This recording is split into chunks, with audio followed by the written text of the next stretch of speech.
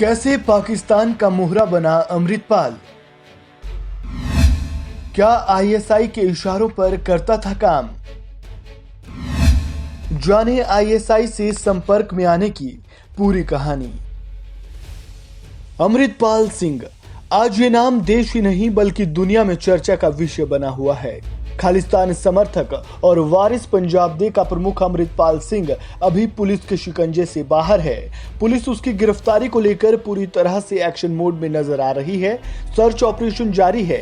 पूरा पंजाब पुलिस छावनी में तब्दील हो चुका है। मोबाइल इंटरनेट सेवा को बंद कर दिया गया है। अमृतपाल के साथियों को गिरफ्तार किया जा रहा है। उसके चाचा और ड्राइवर ने सरेंडर कर दिया है और ऐसा माना जा रहा है कि जल्द ही अमृतपाल भी पुलिस के शिकंजे में होगा। ये तो हुई बात अब तक इस मामले में क्या हुआ उसकी, लेकिन इस वीडियो में हम जानेंगे कि क्या अमृतपाल सिंह सिर्फ खालिस्तान विचारधारा को बढ़ाना चाहता है या फिर इसके पीछे पाकिस्तान की खुफिया एजेंसी आईएसआई का हाथ है।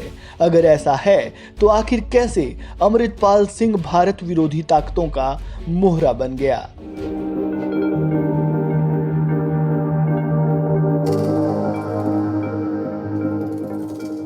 5 अगस्त 2019 ये वो दिन था जब भारत सरकार ने जम्मू कश्मीर से आर्टिकल 370 को रद्द करने का बड़ा फैसला किया और यही वो दिन था जिसके बाद अमृतपाल सिंह खुलकर भारत सरकार पर निशाना साधने लगा। मोदी सरकार के इस फैसले के बाद पाकिस्तान पूरी तरह से बौखला गया था और उसी दौरान अमृतपाल सिंह ने भी इसका खुलकर विरोध किया। तब अमृतपाल ने कहा था कि यह फैसला जबरदस्ती थोपा गया है। मोदी ने कश्मीर से आर्टिकल 370 हटाकर वहां कब्जा कर लिया है। आर्टिकल 370 के अलावा अमृतपाल सिंह ने सीएए और एनआरसी को लेकर भी सरकार को घेरा था। जब भारत में सीएए एनआरसी कानून की प्रक्रिया शुरू हुई तो अमृतपाल इस फैसले के खिलाफ भी बयानबाजी करता रहा। उसने सीएए एनआरसी को भारत में मुस्लिमों के खिलाफ बहुसंख्यकों का फैसला बताया था। इतना ही नहीं, अमृतपाल के समर्थक लगातार वीडियो जारी कर पंजाब में 80 के दशक का दौर लौटने की धमकी देते रहे।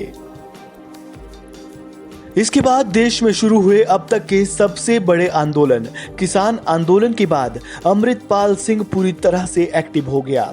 उस समय अमृतपाल दुबई में था, लेकिन वो इसमें पूरी तरह से इंगेज रहा।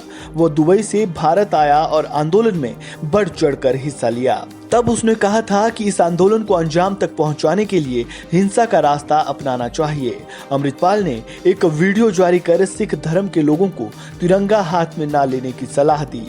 उसने कहा कि तिरंगा उन्हें कमजोर बनाता है। इस वीडियो में उसने अलगाववादी भिंडरावाला को अपना हीरो बताया था।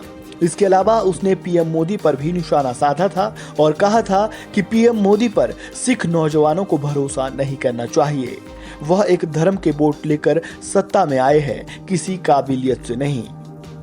मोदी सरकार के कृषि कानून निरस्त करने और आंदोलन खत्म होने के बाद अमृतपाल दुबई वापस चला गया, लेकिन पंजाबी एक्टर दीप सिद्धू की मौत के बाद वह भारत वापस लौटा और उसने अगस्त 2022 में वारिस पंजाब दे की कमान संभाली।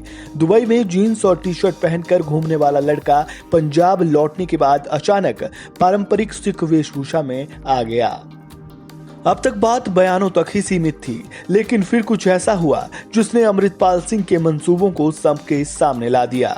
हाल ही में अमृतपाल सिंह हजारों की संख्या में अपने समर्थकों के साथ अजनाला पुलिस स्टेशन पहुंचा और अपने साथी लवप्रीत सिंह तूफान को पुलिस की आंखों के सामने से छुड़ा कर ले गया।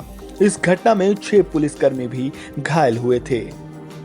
ये वो वाक्य थे जिससे वारिस पंजाब दे संगठन का प्रमुख अमृतपाल सिंह भारत विरोधी ताकतों का चेहरा बन गया था और उसके पीछे हाथ था पाकिस्तान का।